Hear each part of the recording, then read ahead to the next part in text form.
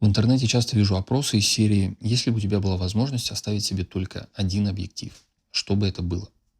Если говорить про кроп-камеры и про фикс-объективы, а я считаю, что выбирать зум в таком опросе это не совсем честно, то я бы выбрал Sigma 30 миллиметров с диафрагмой 1,4. Привет. Немного странно делать обзор на объектив, который вышел уже почти 10 лет назад. Но у меня в списке идей для видео обзор на этот объектив лежит уже, наверное, года два. Просто все время не доходили руки сесть и записать, что я думаю. Так что почему бы и нет. Он до сих пор выпускается и успешно продается. А Sigma до сих пор выпускает обновление прошивки, чтобы он использовался и с новыми камерами. Причем он настолько популярен, что как только Canon открыл свой байонет для сторонних производителей, одним из первых стекол, которые сделали Sigma, был именно 30. Если следовать философии Sigma, то этот объектив является частью сета объективов для кроп-камер. Изначально в него входило три стекла. 16 мм, на которые я снимаю практически все свои видео за столом. Кстати, тоже отличное стекло. Если интересен тоже вот такой небольшой обзор, обязательно напишите в комментариях. Второй объектив это, собственно, 30-ка. И есть еще 56 мм.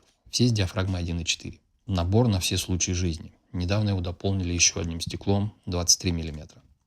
Но, на мой взгляд, именно 30-ка это та самая золотая середина, которая не слишком широкая, но и не слишком узкая. При этом и по цене он тоже самый дешевый. Я специально зашел на сайт самого популярного фотомагазина в Казахстане, и дешевле него только полнокадровый фикс на 24 мм с диафрагмой 3,5.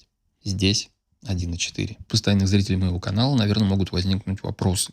А как же бюджетные китайские стекла? Ты же говорил, что они тоже хорошие.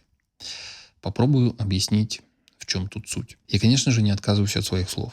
TT Artisan, Brighton Star и многие другие – это отличные стекла, на которые можно и нужно снимать. Но только если на тебе не лежит груз ответственности за результат перед кем-то.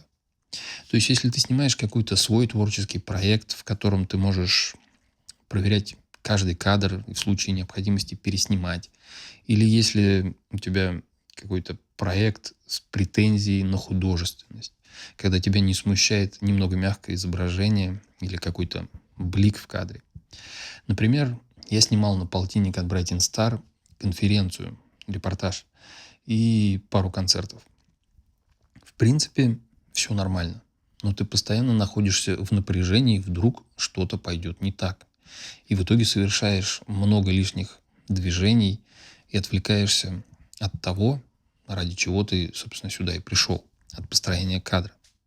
В то время как с Сигмой снимаешь, как будто у тебя камера находится в автоматическом режиме и все делает сама. Именно поэтому, наверное, 90% моих видео сняты на 16 и на 30 миллиметров. Кроме видео, это фокусное расстояние отлично подходит практически для любого жанра фотографии. Это и портреты, на открытый он резкий и при этом отлично размывает фон.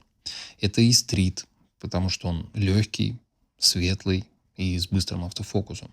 Даже пейзажи, я думаю, вполне можно снимать, потому что он не настолько длиннофокусный, чтобы это было для кого-то проблемой. Ну и, конечно, предметка. Минимальная дистанция фокусировки у него всего 30 сантиметров. Тем не менее, у меня в жизни был примерно годовой период, когда я вообще не пользовался этим объективом. И даже думал его продать за ненадобностью.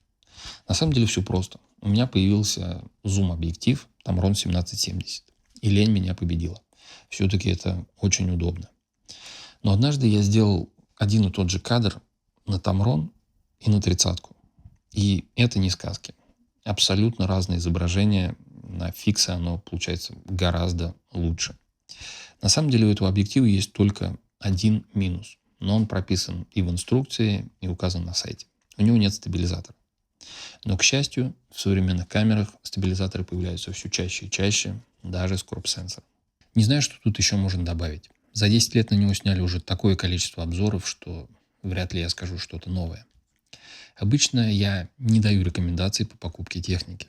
Все это очень индивидуально и зависит от целей и бюджета.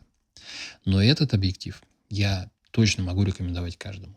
Как минимум он будет отличной заменой китовому стеклу. И с ним вы точно поймете, что сделали правильный выбор, когда решили заняться фотографией. А прежде чем я включу свою замечательную заставку. Напишите в комментариях, какой бы объектив вы выбрали как единственный инструмент. Лайк, подписка, колокольчик. Все ссылки в описании. Увидимся в следующем видео. Пока.